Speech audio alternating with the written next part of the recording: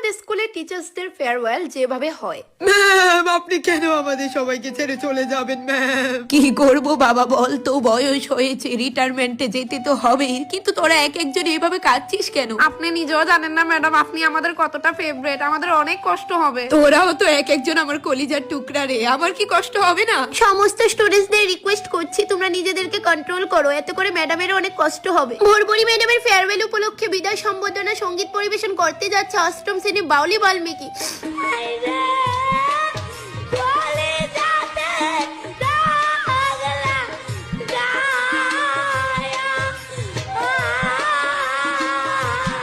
আমি পারছি না, ওকে থামাও প্লিজ।